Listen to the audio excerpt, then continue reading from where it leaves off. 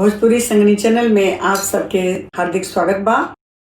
भरी भरिया जूरी जी मोतिया लुटाई बजी दुल्हा दुल्हन आगे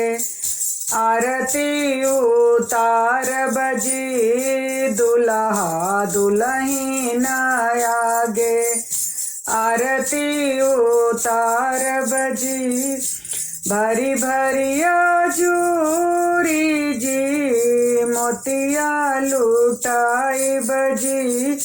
दुल्हा दुल्हन आगे आरती उतार बजी दुल्हा दुल्हन आगे आरती उतार बजी सोने के सिनुर वाली हले अम्मा बाड़ी खाड़ है खोल बाबू टेकसी के फाटक मंगिया बहोरी जी खोल बाबू टेकसी के फाटक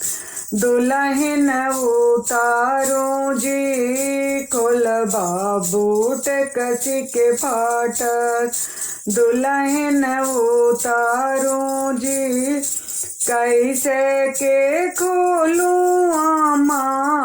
टेकसी के फाटक जी सासू जी के दिया वात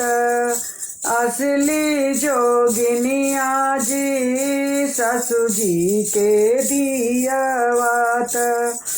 असली जोगिनिया है सूतल बाड़ी मोरा बहिया के टेक जी सूतल बाड़ी मोरा बहिया के टेक जी भरी भरिया जूरी जी मोतिया लुटाई बजी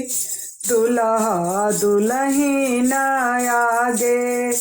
आरती उतार बजी दुल्हा दुल्हन आगे आरती उतार बजी सोने के सिनुर वाली हले चाची बाड़ी ठाड़ है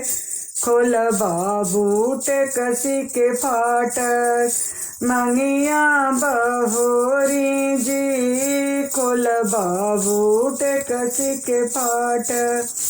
सोने के सिनुर वाली हले भाभी बाड़ी ठाड़ है खोल बाबू टेकसी के फाटक मंगिया बहोरी जी खोल बाबू टेकसी के फाटक दुल्हन उतारो जी खोल बाबू टेकसी के फाटक।